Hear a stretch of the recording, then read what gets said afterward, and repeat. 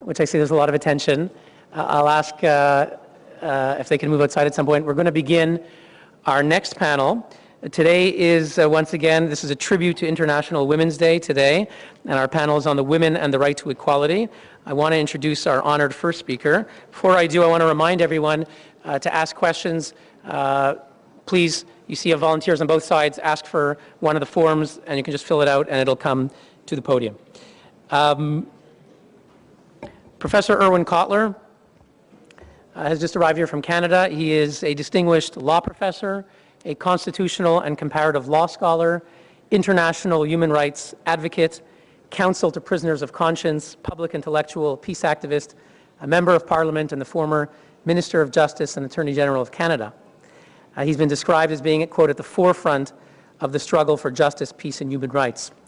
He taught human rights law at McGill University Faculty of Law. I had the great privilege to be a student of Professor Cotler, and I can tell you that students from far and wide came to McGill University specifically to learn under Professor Cotler. In his more recent career, he was elected in 1999 to Canadian Parliament, capturing 92% of the vote. He was re-elected in 2000 with the highest percentage in the country, and re-elected again in 2004, 2006, 2008. He served as counsel to former prisoners of conscience, Andrei Sakharov, Nelson Mandela, Jacobo Timmerman, Alexander Nikitin, Kundun Zhang, Sadruddin Ibrahim. And Maclean's magazine referred to him as counsel for the oppressed. Professor Cotler is an advocate against racism and discrimination. He has served as counsel to the National Coalition for Japanese Canadian Redress and the Coalition for Women's Human Rights in Conflict Situations. He has also served as chair of the National Conference on Aboriginal Rights and the Canadian Justice System, and as co-chair of the Canadian Helsinki Watch Group. I believe Professor Irwin Cotler is the only member of the Liberal Women's Caucus. He has been so for more than 10 years. Women's rights have always been at the forefront of his concerns.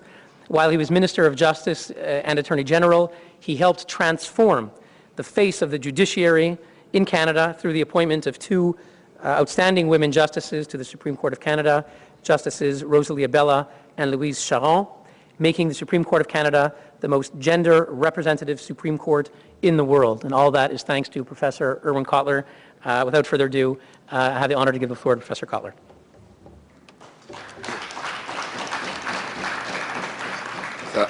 Thank you, Hilo, for those very kind, warm words of introduction. I must say that one of the great joys of a law professor is when he can see the best of his students, like Hilo Neuer, being at the forefront of the struggle for human rights, and doing so by being in the trenches of human rights. I always recall the words of my late father, who, when seeking to instruct me about the imperative of the pursuit of justice, always would remind me that if you want to pursue justice, then you have to feel the injustice around you.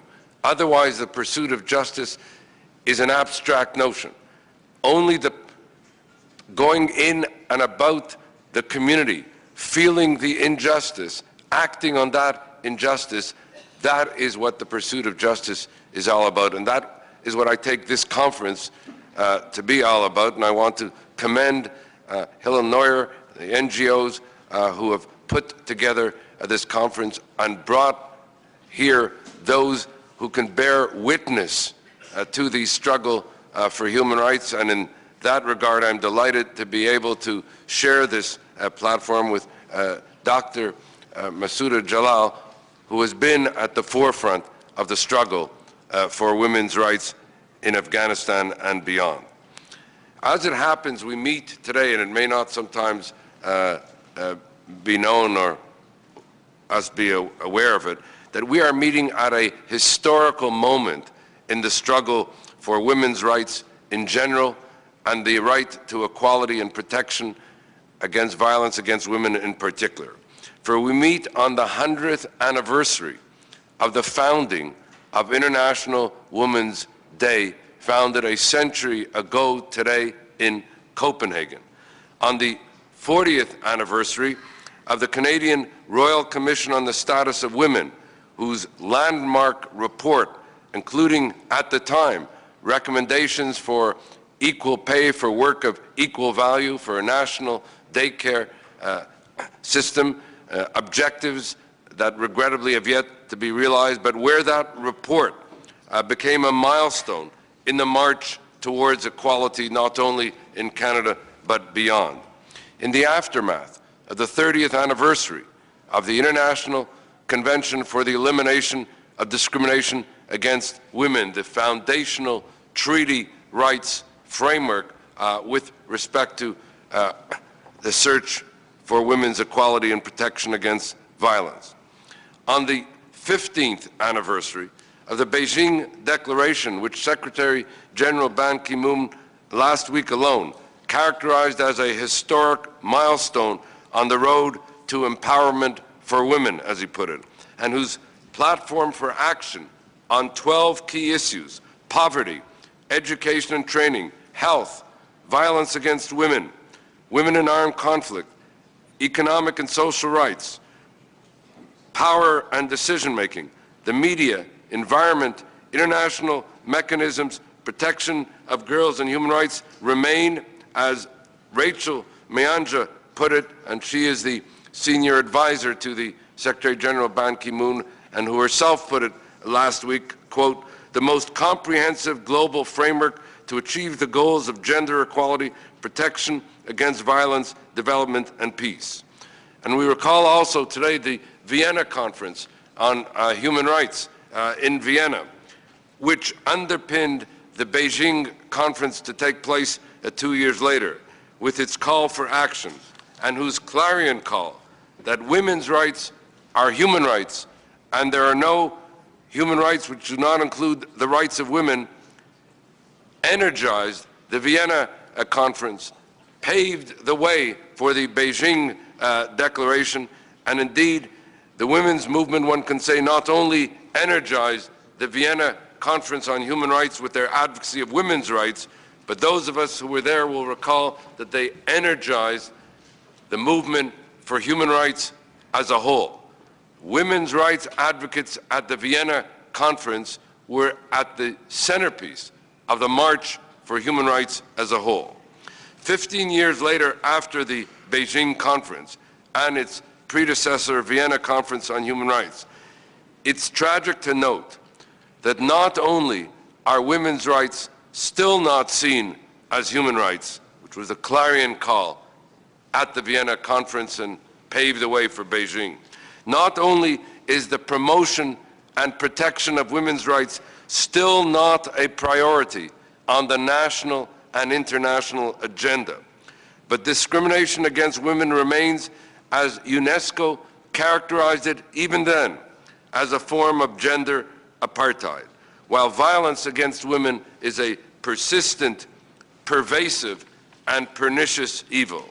Indeed, as women's rights leader Charlotte Bunch put it on the occasion of the Beijing Conference some 15 years ago, and astonishingly enough, some have argued that the situation has only worsened since, and I quote, vast numbers of people around the world suffer from starvation and terrorism and are humiliated, tortured, mutilated, and even murdered every year just because they are women.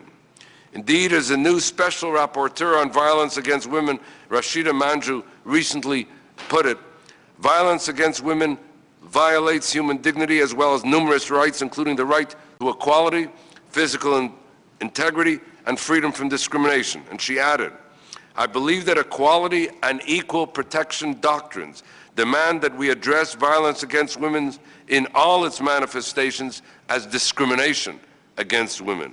As I recently had occasion to say in the Canadian Parliament, violence against women is a multi-dimensional assault on women's equality and human security. Women cannot achieve equality if they are subjected to violence in their daily lives. And the opposite is also true. Women's inequality increases the vulnerability of women to violence and limits their network of options, including, for example, leaving an abusive relationship. Accordingly, my remarks today will be organized around two basic themes.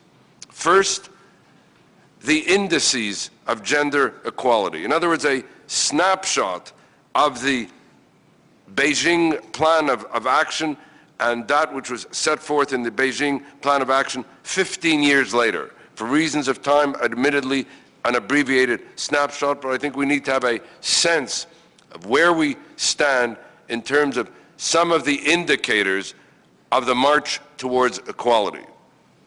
And second, because of, as I mentioned, of the interaction between violence against women and the struggle for equality, I will briefly reference the recent G8 conference on violence against women, which took place in Rome in September 7th, 8th, 2009. I had occasion to be there at that conference, which, if any of you were there or read about it, was a remarkable conference in terms of the witness testimony respecting violence against women, which brought together women, and in the main, I might add, witness testimony from women from Africa, Asia, and the Middle East, and which included some 20 women who were ministers in their own rights, women ministers of equality or women's rights, social development, and the like in their respective countries, and came, as I said, from countries in Africa, Asia, and the Middle East. A riveting conference in terms of the personal testimony and also in terms of the imperative of action for violence against women. And so I will speak in terms of two case studies which emerged in that conference, among others, with respect to the compelling concerns regarding violence against women. First, the evil of trafficking in women and girls, and second, mass sexual violence in armed conflict, of which the Congo today is the worst but not the only example. And so let me begin now with identifying, as I said as my first theme today, the indices of gender inequality, which taken together can constitute what has been characterized as a form of gender apartheid, so that we can thereby, through an appreciation of these indices or indicators of gender inequality, monitor, combat, and redress this gender inequality on both the domestic and international levels. The first index or measure of gender inequality may be said to be the absence of equal voice in our parliaments, in our governments, and in our public decision-making arenas. For example, women in Canada make up 50.4% of the Canadian population, but they occupy only 1/5 of the seats in the House of Commons. This mirrors, in effect, the global phenomenon where less than 20% of parliamentarians internationally happen to be women. I might add parenthetically, and this is the position that the Women's Caucus in Canada has taken, and as Hilla Neuer has mentioned, I've been a member of that Women's Caucus for the last 10 years. This ends up, in effect, being a policy choice. For a while, for example, in the 1970s, 15% of Norway's parliament was then made up of women. Norway then undertook active measures to increase women's participation, and it is now 40%. Simply put, women's political participation is a legal and policy determinant that countries and parties can make an influence. Moreover, and this is something not always appreciated, it's something that I sensed in our weekly meeting of the Women's Caucus in Canada and the nature of the discourse that takes place at that weekly meeting, which I can tell you is the more inspiring of the meetings that take place in the Canadian Parliament. But empirical studies have demonstrated that increased female participation in Parliament results in greater parliamentary attention to gender equality, to family policy, to enhanced social policy, such as a national child care strategy and the like. In other words, the discourse and decisions of a parliament change for the better the more women that are represented in parliament. And so my first index, the importance of equal voice. The second index has to do with the manner in which discrimination is often not only a matter of policy and practice, but it can even be institutionalized as a matter of law. And therefore, when you have discrimination institutionalized as a matter of law, it is the legal regime which ends up mandating that discrimination. And we have, of course, untold examples of legalized discrimination, which is, in that sense, a manifestation as well of gender apartheid. A third index is the wide disparity in power and wealth between men and women. While women are the majority of the world's population, and while women account for more than 50% of the world's food supply, it's disturbing to note that women earn less than 10% of the world's wealth and own less than 1% of the world's property. So a dramatic disparity in power and wealth, which is also underpinned by the institutionalized discrimination which tends to mandate it in legal systems. A fourth index with respect to women's inequality is that of the gender disparity in income security, or what might be called insecurity, including the feminization of poverty. For example, and I sometimes will use Canada as an example here, over 1/3 of single women in Canada over the age of 65 live in poverty. Women not only earn less than men do for work of equal value, but almost 50% of the households are headed by single parents who are poor, mainly women, while childcare remains beyond the financial reach of many. Which brings me now to the fifth index to which I wish to refer, and it's sometimes ignored, and that's the intersectional dimension of the disadvantaged situation of women. As the Canadian Research Assistance Institute for the Advancement of Women put it, proactive poverty elimination must be based on recognizing that the interconnected barriers that make certain groups of women more vulnerable than others. For example, Statistics Canada reported that 30% of women of color are low income, compared to 17% of all women in Canada. Therefore, all policy initiatives to combat gender inequality in general, and the incidence of poverty in particular, must factor into consideration the phenomenon of intersectional, i.e. the unique circumstances and systemic inequality of ethno-cultural, racialized, immigrant, disabled, and particularly Aboriginal women. As our Liberal Women's Caucus put it, there's an urgent need to design specific programs to address inequality amongst such vulnerable women and facilitate their successful integration into society. In particular, as we have seen in Canada, and as a case study of this phenomenon of intersectionality, the reality of Aboriginal women often include acts of racism and sexual violence, extreme poverty, lack of access to adequate housing, chronic health problems, and the like. Simply put, Aboriginal women are the highest at-risk population in Canada. The systemic discrimination that they endure is based both on their Aboriginal status as well as on their gender. And we have had a horrifying situation in Canada where some 500 Aboriginal women have been murdered or disappeared and are unaccounted for over the last several decades. And only recently and finally and belatedly has the government announced that it will begin to look into the causes as well as the consequences of disappeared and murdered Aboriginal women, which remains as a blot on our whole struggle for women's equality in Canada. A sixth index is the lack of provision for early learning and childcare and the corresponding fallout for social and economic gender equality.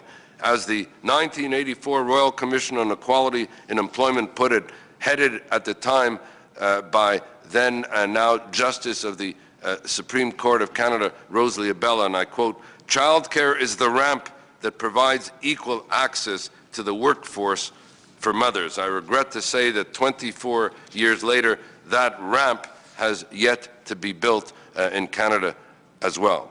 A seventh index is the relationship between poverty, homelessness, and the need for safe and affordable housing. Indeed, in Canada, over 4 million Canadians are in need of affordable and adequate housing, but a disproportionate number of them are women, and in particular, Aboriginal women, single older women, single mothers, recent immigrants, disabled women, and the like.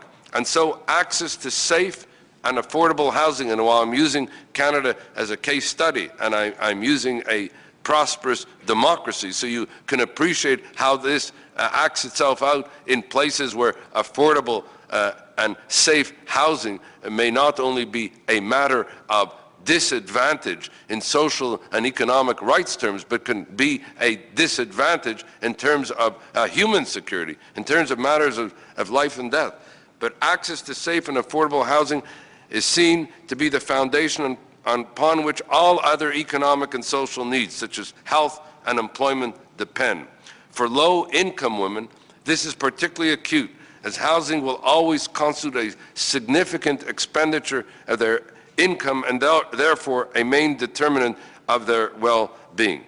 And eighth, and I'm going to move very quickly to a close, and eighth is the importance of the whole spectrum of health-related concerns, be it with respect to reproductive rights, be it with respect to equal access to health and for safe maternal and child care. We may not appreciate that a woman dies every minute as a consequence of that most natural of acts of giving birth. And you know, I experienced it with my daughter just last week, who gave birth happily to a healthy girl, but not after some 48 hours of intensive and very apprehensive labor, where it was touch and go. And this was in a safe setting. So I'm speaking here about the crucial aspect of protective and promotive maternal health care, and reminding us, as I say, that one woman dies every minute as a consequence of the most natural of acts of giving birth.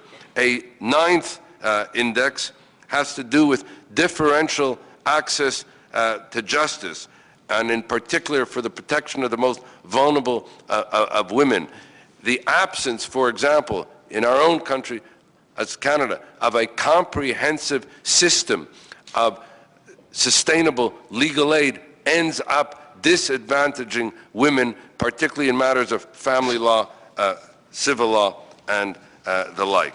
I'm noting the time aspect, so let me move very quickly in what was to be the second part of my remarks, where I indicated that I would speak about two case studies regarding violence against women, mindful of the interaction between inequality and violence against women, and very briefly turn to those two case studies. The first is a matter of trafficking, where what we're dealing with when we talk about trafficking in women and girls is the commodification in human beings, of treating human beings as cattle to be bonded and bartered, or as goods to be bought and sold, what I've also referred to as a global slave trade. We know that this grotesque trade in human beings now generates upwards of $12 billion a year in the fastest growing international crime industry in the world. We know that the majority of victims who are trafficked are women and children, girls under the age of 25, and that many trafficking victims also include children. We know that the victims of trafficking are desperate to secure the necessities of life, and that exploitation is at the core of the crime and evil of trafficking. And we know that that regardless of the purpose for which they are trafficked, all trafficked persons, all trafficked women suffer deprivation of liberty, physical, sexual, and emotional abuse, including threats of violence and actual harm to themselves and their family members.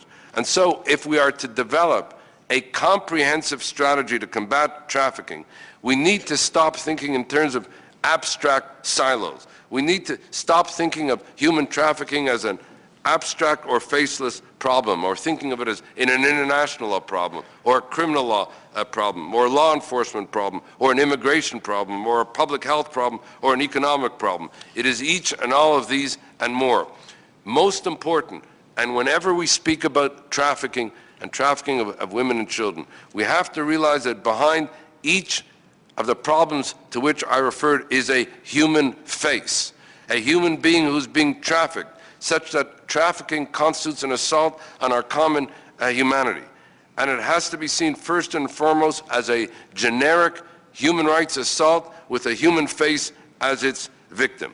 In terms of what can be done, and with this I close and there's no time, I'll just mention it in terms of what I call the 4 Ps. First P is the prevention of trafficking to begin with.